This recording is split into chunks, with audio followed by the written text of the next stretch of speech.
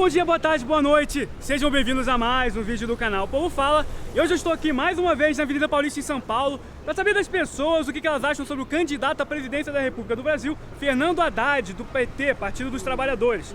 Só lembrando que se eu vou manter o esquema aqui do canal de desafiar um pouco os entrevistados, se eu ver que alguém está falando muito bem dele, eu vou passar algumas informações ruins sobre ele. E se eu ver que alguém está falando muito mal dele, eu vou passar algumas informações boas sobre ele. Se eu ver que alguém não conhece ele, eu não ouviu muito falar sobre ele, eu vou passar tantas informações boas quanto as informações ruins.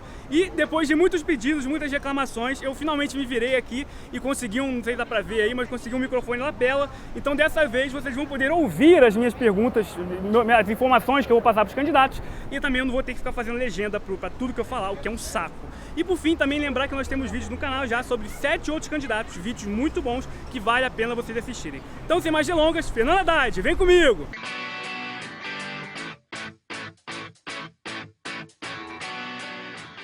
Fernando Haddad? Eu não tenho o que falar dele. Eu acho o Fernando Haddad bem competente para essa gestão. É o meu candidato. Ele foi um bom prefeito para mim, tá? Através das coisas que ele fez sobre cultura, ciclofaixa, educação. Ele foi um bom ministro. Uma bosta, gentrificador. Não gosto. É um candidato velho trazendo as mesmas políticas antigas que vai roubar como o PT e só. Passivo. Prefiro não opinar. Não gosto. Eu não acho que ele é um bom candidato aí porque entrou no momento oportuno por conta da não eleição do Lula. Vejo que hoje, politicamente, o Fernando Haddad é um lango-lango, né? É um boneco sendo manipulado por alguém por trás, uma ideologia que está por trás dele. Ele tá nas barbas do Lula, vamos dizer assim. Por quê? É o melhor, mais bem preparado. Ele, como ser humano, tem nada para falar mal dele, contra ele, nem como presidente, que ele nunca foi prefeito. E eu sou funcionário público, ele até que adiantou o lado do funcionário que deu o reajuste atrasado, né? Uhum. Então, como prefeito, você gostou do trabalho dele, é isso? Gostei. Pelo governo que ele fez em São Paulo, enfim. Eu achei que ele fez um bom governo e acho que ele está preparado para a presidência. Porque eu acompanhei o trabalho dele na prefeitura, acompanhei o trabalho dele como ministro da Educação e é de longe o mais bem preparado. Porém, hoje eu não voto nele, porque sobre a minha posição contra o Bolsonaro. Então, meu voto hoje seria no Ciro Gomes, porque eu acho que o Haddad está em perigo para perder no segundo turno. Entendi. Você acha então que o Ciro Gomes tem mais chance de ganhar do Bolsonaro do que o Haddad? Sim, porque a direita vota no Ciro Gomes também. Então, o Haddad, para mim, está em perigo. Apesar de ele parecer bem uma distância, mas é um perigo, porque a direita ainda canta um pouquinho mais alto por causa da derrota da Dilma no impeachment. Então é só por isso. Porque ele é gentrificador, ele mandou te recolher papelão dos moradores de rua, cobertor dos moradores de rua, ele é gentrificador e higienista. Pelo passado do próprio PT e por todas as maracutaias que tiveram. Quais maracutaias, no caso? No caso da Lava Jato, tem uma série de outras ações que fazem com que o partido dele e ele também não seja bem visto por mim. Não, porque a gente conhece o PT, já passou pelo, se não me engano, são 8 do Lula, mais 4 da Dilma, mais 6 da Dilma, né? Durante todo esse período a gente viu o que eles fizeram com o país e a gente vai cair na mesma situação. Eu não gosto dele, eu não gosto do partido dele. Talvez se ele fosse de um outro partido eu teria uma maior afinidade com o que ele propõe ao país, né? Porque ele é uma pessoa instruída, é professor de uma das maiores instituições de ensino do país, mas Ele é passivo. porém está ligado a um partido que eu pelo menos não gosto. Então quer dizer que se ele estivesse concorrendo por outro partido, talvez você pensasse até em votar nele, é isso? Se ele estivesse em outra posição, sim. Sim. Eu já votei no PT durante muitas eleições e esse ano eu não estou querendo votar no PT. Por quê? Porque eu acho que precisa ter uma diferença da polarização que já existe muito forte de PSDB e PT, que aconteceu há muitos e muitos anos atrás. Então você está, vamos dizer assim, mais inclinado a votar no partido menor, talvez? Menos conhecido? Eu estou inclinado a votar no Ciro Gomes. Ah, perfeito. Então, e por que houve essa desilusão sua com o PT um pouco, vamos dizer assim? Eu acho que precisa ter uma mudança de poder.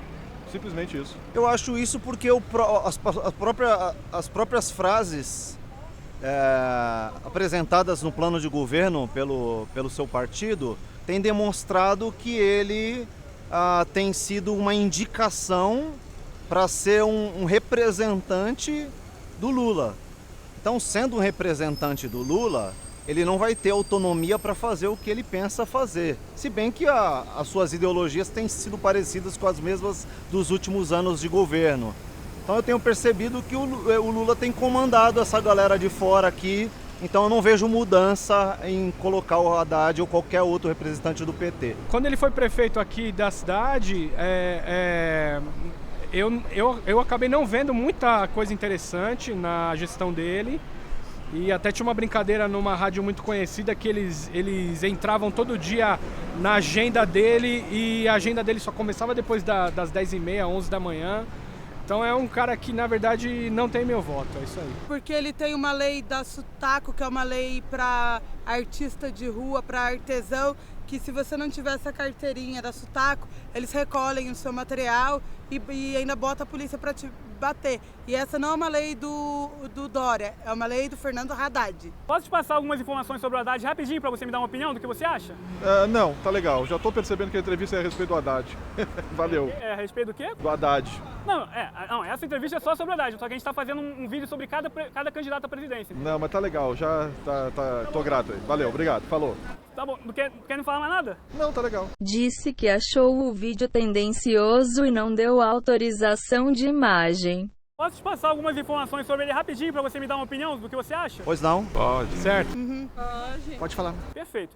Bom, ele é a favor do fim do auxílio moradia para juízes, procuradores e membros do Poder Judiciário. Ele também é a favor de diminuir as férias dele de 60 dias para 30 dias. Ele também diz que se ele for eleito presidente, ele vai buscar novas fontes não convencionais de água, como, por exemplo, a dessalinização de água do mar. E ele também diz que se ele for eleito presidente, ele vai providenciar aí banda larga de internet de boa qualidade a preço acessível para todo mundo, pelo projeto dele aí, Brasil 100% Online. O que você acha dessas informações? Pra mim não interfere em nada, porque eu sei que não vai acontecer. Você não confia nele, então? Eu não acredito em nenhuma delas, porque isso faz parte de todo um acordo, de toda uma negociação com todos os poderes. Eu não acredito que ele faça isso, da mesma forma que outras coisas que eles colocaram em pauta e que na verdade não acabaram acontecendo. Como o que, por exemplo? Tem algum exemplo que você gostaria de dar? Você vê hoje a situação que eles falam que tiraram não sei quantos milhões da pobreza ou da miséria, e hoje nós temos aí 63 milhões de pessoas abaixo da linha da miséria, abaixo da linha de fome. Quer dizer, eu não acredito nessas situações. Na verdade, eu não acredito mais nesse partido. Vou buscar outras alternativas. Eles gostam de apontar os problemas atualmente ao governo Temer dos últimos 2 anos. O que você acha disso? Eu acho horrível, porque quem criou todo o problema foram eles. 14 anos tiveram para fazer alguma coisa e deixaram o país nessa situação. Tudo bem que existe realmente uma parcela de culpa, possa até existir uma parcela de culpa do Temer, mas que na minha visão, eles mesmos propiciaram a isso. Toda a catástrofe que nós estamos econômica e financeira dentro do país, eles que propuseram isso. Primeiro ele tem que ver as condições de viabilizar isso daí, não basta simplesmente falar que vai fazer, se ele não tem apoio político, se ele não tem condições orçamentárias para fazer tudo isso daí que ele está dizendo. São propostas que todo mundo quer ouvir. Todo mundo sabe que o judiciário é o que mais gasta bastante dinheiro, eles são cheios de regalias e quando você fala que vai cortar, o povo pensa que está cortando deles para dar para a gente. Nem sempre é verdade, é isso que o povo quer ouvir, mas ele consegue fazer isso? Ele tem apoio político para fazer uma coisa dessa? Com relação à internet, cara, quem que não quer internet Wi-Fi por aí? Mas como que ele propõe fazer isso? É parceria público-privada? Ele vai colocar mais custo do governo para colocar internet pela cidade? Ele tem que explicar como que ele vai fazer. Por isso que eu digo que é um político velho. Ele simplesmente fica dizendo, político velho com as mesmas traquejos, com as mesmas coisas. Eles querem continuar enganando o povo, né? Não explica como, não explica se é possível, por aí vai. Tipo política populista, né? Então, se eu for governador, ou se eu for presidente, candidato a presidente ou governador no país, eu saberei muito bem quais são as fragilidades do país e estipularei um plano de governo em cima disso, coisa que vai agradar as pessoas. Mas o que me interessa, acima de todas as coisas, é um investimento na educação, investimento na segurança pública, investimento na economia do país. É isso que me interessa. Não me interessa esses pormenores que é uma obrigação de todos os partidos, de todos os candidatos. Então eu quero ver o meu país crescer na economia, na educação, quero ver meu país crescer nas coisas principais como segurança pública também. Isso para mim, o resto é blá blá blá. O político que vier e me oferecer esse tipo de coisa é em quem eu vou votar. Eu acho que são coisas super interessantes, mas tem várias outras coisas. Eu não ouvi você falar de saúde, eu não ouvi você falar de educação. Então, assim, tem várias outras coisas que a cidade e o país em si precisa e que eu acho que ele deveria colocar em foco antes de pensar em internet para todo mundo. O cara não tem nem celular com smartphone, certo? Porque ele não tem dinheiro para comprar, porque ele não estudou, porque ele não tem grana, certo? Então, assim, internet é uma coisa que é uma consequência de uma boa vida. Aí você tem a possibilidade de usufruir da tecnologia, mas tem muitas coisas anteriores que eu acho que ele, como plano de governo, essas coisas assim, deveria buscar. Nossa, a gente atua numa empresa de telecom e a gente sabe que banda larga não é assim de graça, né? Então é uma promessa que ele está dando dentro de uma realidade de um país com um monte de complicações, como a educação e até a questão do trabalho mesmo a ser estudado, enfim. Da moradia, eu vejo a questão da moradia é um plano também muito... Eu vejo que é muito mais preocupação do nosso vereador do que do próprio presidente, onde ele tem que se preocupar em relações internacionais. Sim. Não vejo que a preocupação dele unicamente seja essa, mas eu acho que o Brasil tem muito que crescer, sabe? São outros pontos, né? Não esse. Ele não vai mudar tudo do nada. E assim. São promessas, né? São promessas. A gente não vai, talvez a gente não veja acontecer. Sim. E tem coisas que não são muito da alçada da presidência, né? Então... Como o que, por exemplo? Como todas essas coisas. Depende de uma série de aprovações e de articulações políticas que se não rolar, não acontece. A questão de banda larga é privatização. Ele vai atuar nesse setor? Como é que ele vai se posicionar em relação a isso? Então é uma série de coisas que não é simplesmente ver por essa proposta dele. Acho que tem muito mais, assim. Deixa eu fazer uma meia-culpa minha aqui, porque você falou que a questão de saúde e educação é que eu não falei sobre isso. Não quer dizer que também ele não tenha proposta sobre isso. Não, tudo bem. É que assim, automaticamente você me entrevistando, o que vem primeiro na sua pesquisa, não sei, imagino que tem a ver com o público-alvo daqui, mas não são coisas essenciais que a gente vê todos os dias o povo brasileiro mesmo precisando, entendeu? Posso te passar algumas informações sobre ele rapidinho para você me dar uma opinião do que você acha? Pode sim. Perfeito. Ele é a favor do fim dos autos de resistência. Não sei se você sabe, os autos de resistência é quando um policial entra em confronto com um bandido, o bandido reage. E, na verdade, assim, o bandido entra em confronto com o policial reage, o bandido às vezes morre, e isso é dado como um auto de resistência. Ele quer acabar com os autos de resistência. Ele também ele foi citado em uma delação premiada do Ricardo Pessoa, que é o presidente da empreiteira UTC, que diz que ele supostamente recebeu aí, em termos de 2,5 milhões de reais em caixa 2 para a candidatura dele de 2002 para prefeito. Mas provou? Não, então estou falando sobre acusação. Também ele está sofrendo aqui no Ministério Público aqui de São Paulo 2 acusações de improbidade administrativa da época que ele era prefeito, uma por causa do Teatro Municipal e outra por causa das ciclovias.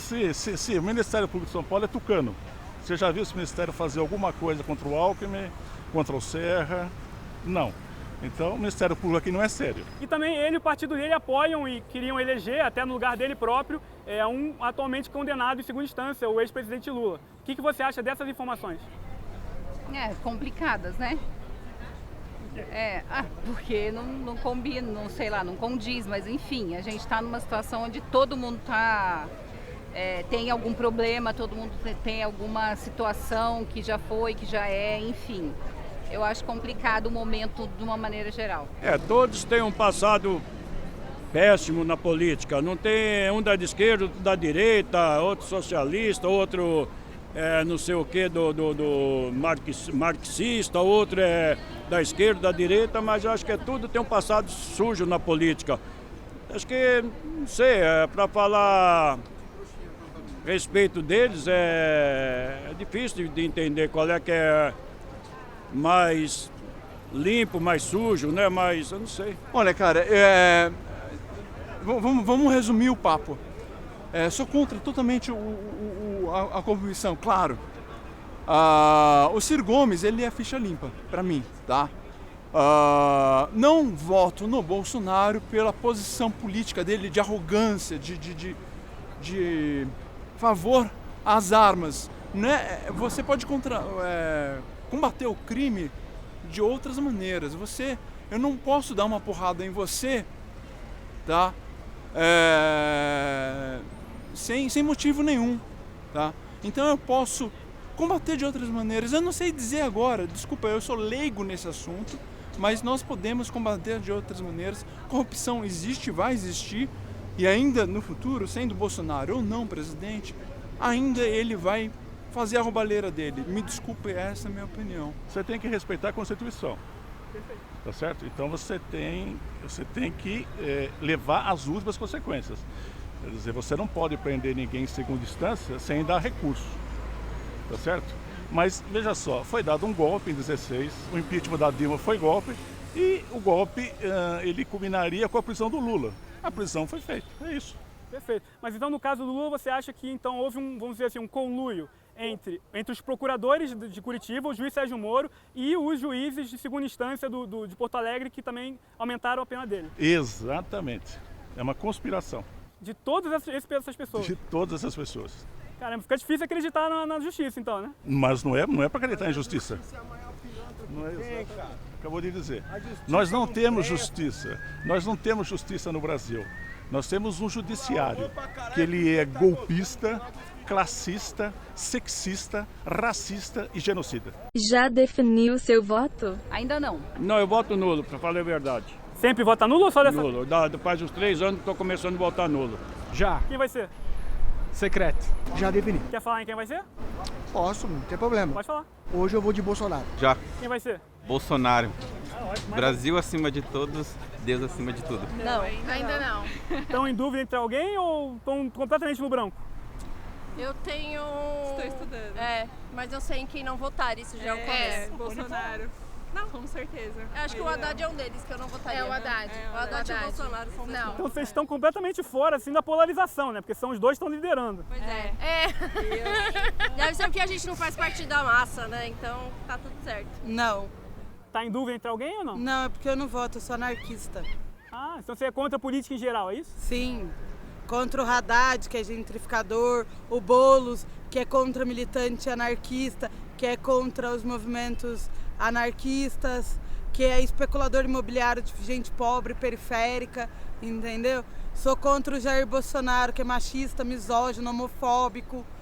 Sou contra o Geraldo Alckmin, ladrão de merenda. Não tem nenhum político assim que você vai muito com a cara, não? De todos ainda, o Daciolo tá ganhando, hein?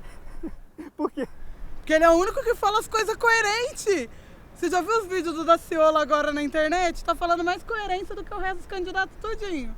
Tá, tio querido, mais alguma coisa que quer falar? Não, porque como o Daciolo falou na internet aí, a Marina, o Alckmin, a Moeda, é tudo farinha no mesmo saco. Quem que a Marina apoiou na outra candidatura? Aécio Neves. Então...